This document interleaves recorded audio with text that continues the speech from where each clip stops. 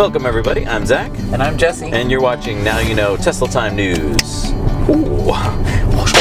First story is Tesla Energy wins a bid for a 20 to 80 megawatt hour battery power pack system. It is the largest lithium-ion battery power project in the world. Wow. So how does this work?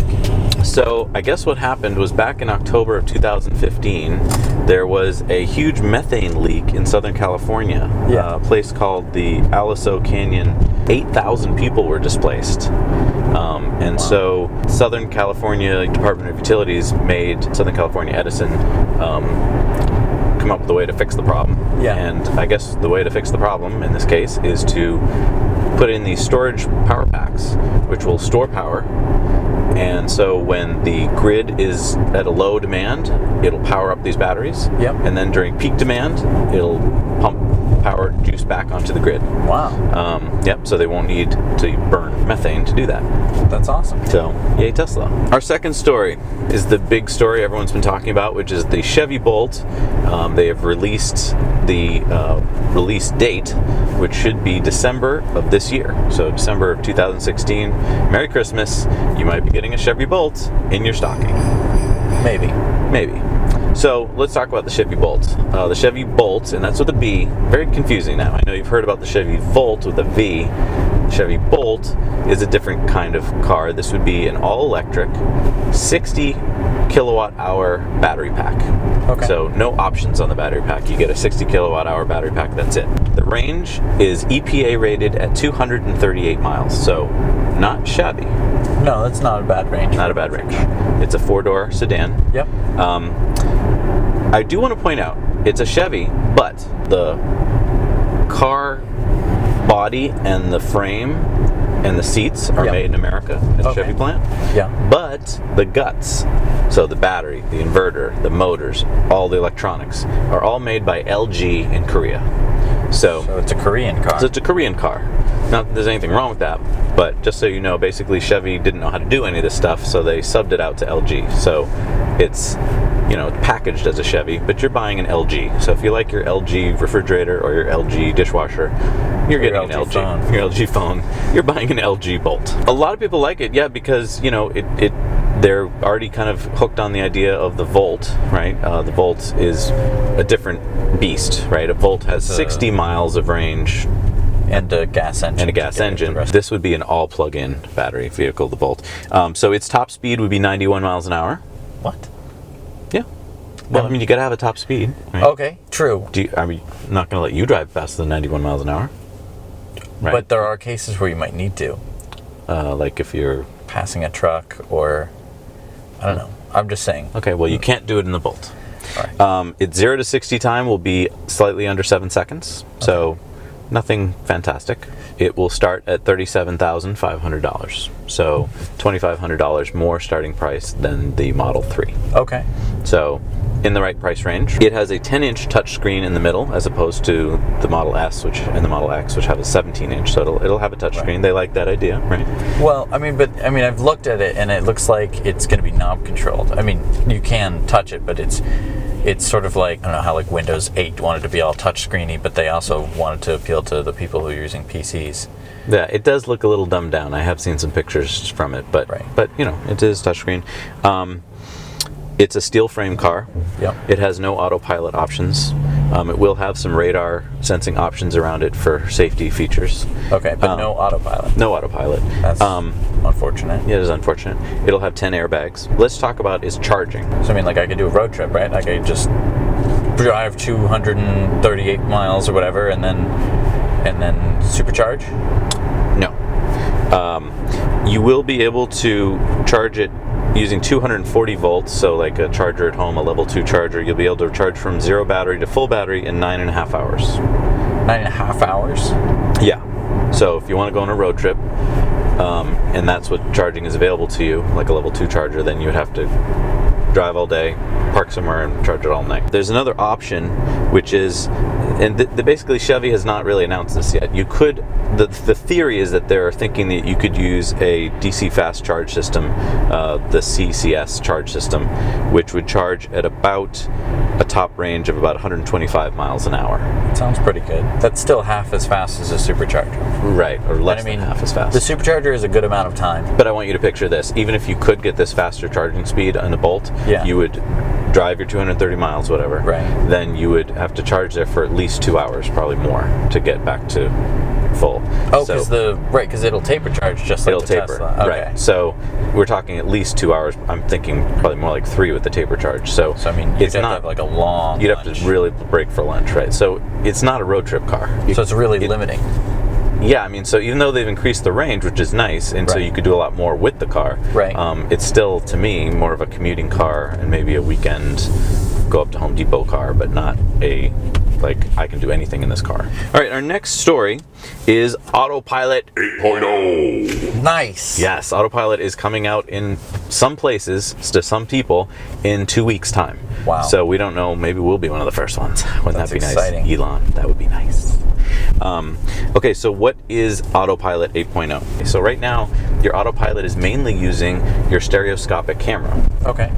But with Autopilot 8.0, and I think this is largely because of the death of Joshua Brown in Florida, they are switching to use a lot more of the radar sensor capability. So what it's going to do is take 10 pictures a second with the radar to make a point cloud picture of the world using radar. And the problem with radar is that things appear differently to radar than they do to the human eye. So something like, as Elon was pointing out, a soda can with a concave bottom appears much, much larger than it is, and it can fool radar into thinking that it's something like a giant boulder. Okay. What Tesla's going to do is use fleet learning to...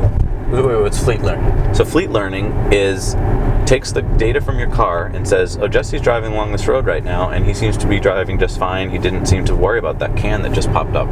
And so it sends that data to Tesla and says, Jesse just kept driving at a normal speed past that soda can. Yeah. So I guess that must be a soda can and not a big boulder. Oh, okay. And so the next Tesla that comes across that soda can, it says, well, Jesse just drove past it with no problem. We think there's probably no problem, so let's see what happens with this Tesla. Okay. After a number of Teslas have driven past a soda can, it now goes, oh, well, no one swerved or slammed on the brakes, so that must just be a soda can. And so now you have fleet learning, where basically your car got smarter because everyone else's car has given data to the cloud. So that's going to mean that the world gets mapped by Teslas. All right, so second thing, now controls for 2 cars ahead using radar echo, which improves cutout response and reaction time. So basically the long and short of this one is that now using its radar instead of its camera, it can see not only the car in front of you, but the car in front of that.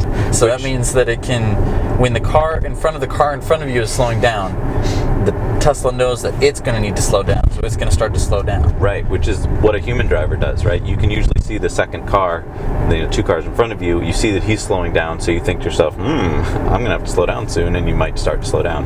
Whereas now Autopilot doesn't see that first car, and it oftentimes brakes a little late because it didn't get that extra information. I see. So I mean, that's really good for like a slowdown on a highway or something like that. Right. That's cool. We'll take the highway exit if the indicator is on in 8.0. So when 8.0 comes out, if you've got your blinker on, it will take the exit. In 8.1, if your nav system is active, it will take the exit. So there's a difference there. What they're saying is, when 8.1 comes out, if you've told it you're going to grandma's house and that's exit 12, it'll take exit 12 to go to grandma's house. In 8.0, unless you've got the blinker on, it will not take that exit. Car offsets in lane when overtaking a slower vehicle driving close to its lane edge, and you like this one. Oh, right. So when we were driving on our trip, sometimes we'd be in autopilot and the guy next to us would be texting. And so as we were passing him, he would be almost in our lane, and Tesla would sort of just keep on trucking right straight ahead in the center of our lane, when normally I would give him a wider berth because obviously he's a danger to himself and society. And so, I'll steer clear of him. So that's great. So that means that it'll do that. Yeah, so car offsetting, that's really nice. I mean, so it's going to move you in your lane to... That's so smart. Makes you feel better. That does feel nice. Next one is interface alerts are much more prominent, including flashing white border on the instrument panel. So that just helps you to see that things are going on, I guess. We're going to find out. Cool. Next one is improved cut-in detection using blinker on the vehicle head. So this is pretty cool. Think about this. This is great for people who drive BMWs in front of me. It's going to tell that they are, well, you know what? BMWs don't always. That's true. Okay. All right. I'll let's be honest. Come on, BMW Mercedes-Benz drivers.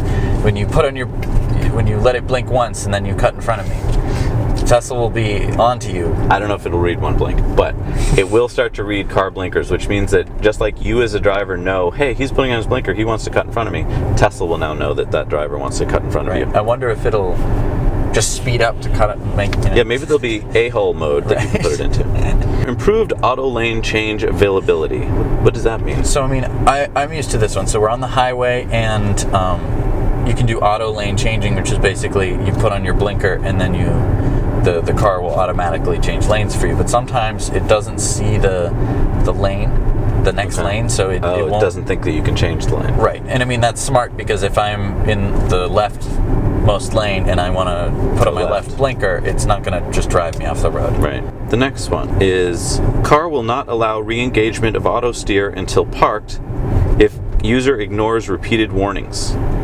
So I like this one. I like it too. This means that basically if you're falling asleep or if you're watching a movie or you're reading a book while the car is an autopilot and you ignore the warnings that it gives you, that means that it's going to stop allowing you to use it until you park the car. Meaning that you have to pull off the highway where you may as well take a nap or finish the book or the movie. Yeah, so I mean if you're tired, it's kind of like saying, hey, just pull over and take a rest or get a coffee. Right. Don't keep driving me. Yeah. I mean that's good because I think the biggest problem with the autopilot, the safety problem, has to do with people's mindsets, and that they think that it's just magic, that I can just put it in and it'll drive me safely to where I have to go. Where I mean it is very helpful, but however it'll mess up occasionally, and you need to be ready to take on that. So the next one here is automatic braking will now amplify user braking in emergencies. Okay. So that makes sense. You start to brake because you're worried about hitting someone. If the car thinks that you're really going to hit someone and you're not braking fast enough, it'll brake even more. That's nice. In manual mode, alerts the driver if about to leave the road and no torque on steering wheel has been detected since auto steer. So basically, if you accidentally took it out of auto steer and your hands weren't on the wheel. Yeah, and you think it's still driving, it will notify you. Smart. With further data gathering, car will activate auto steer to avoid collision when probability is 100%. So even if you're not in auto steer, it will be watching out for you and engage auto steer if it thinks that there's a 100% chance or about 100% chance of you having a crash. Wow. I like this one. Curve speed adaptation now uses fleet learning roadway curvature. So the fleet normally slows down at a particular curve. Yeah. It will say, hey, we're going 70 miles an hour, but normally the fleet has to go down to 55 to make this turn, so I'm going to slow you down, even though you're an autopilot. And then, kind of my favorite of the list, approximately 200 small enhancements that aren't worth a bullet point. So, Elon, you're awesome. Yeah, there's just 200 other improvements. I didn't even want to bother you. It's not 2 improvements that they not 4 improvements, but 200 improvements. Wow. And so our final story, the 100 kilowatt hour battery pack. So this one's really cool. I mean, it's a little. I don't think it's as cool as you think it is. Well, I mean, it's a little Playboy-y. Like it's a little bit like, rich kid kind of a thing. I think it was good to make money. I mean, they need some money to keep building out their plant for the Model 3, right? And I think what they realized was, you know what, if you drive a Ludicrous right now, you will pay $20,000 more, which is what this will cost, for the upgrade from your 90 Ludicrous to 100 Ludicrous. Yeah. So for those people who want it, and why would they want it? Well, not only will you get 10% more range. Yeah. So if you're getting, say, 280 miles, you'll get an extra 28 miles of range. That's awesome. That's awesome. But you will get 0 to 60 in 2.5 seconds. Wow. If your car is already being built and you want the upgrade, it's only $10,000. But if you have to bring the car back in and swap out the battery, it's $20,000. So you want to do it? We'll see. I don't think so. I've heard that they've been able to do this mainly through cooling technology, that it's not just stuffing more batteries in there, although I think they did find a way to stuff a few more in there. Yeah. But I think it's mainly that they found better ways to cool the battery and to get more juice out of it when it's hot. That's really interesting. So yeah, that's pretty cool. Elon tweeted that there won't be any bigger battery packs for now. So it doesn't sound like you should, hold your breath for like the 110 or the 120. I think for now they're probably banking on the 100, and my guess is that if there's going to be further improvements, which I'm sure there will, it'll be because of battery technology improvements, which means that each battery will be able to have more density and put out more power without having to add just more batteries. I see. Quick update for everyone who's counting these things. There are 705 superchargers right now in the world. So those are the stations. These are the stations, not the actual, so at a station you might have 4 or 8, but this is the number of stations in the world. So there's 705 supercharger stations in the world, and the number's going up. Wow. That's awesome. That's pretty cool. So now you know. See you next week.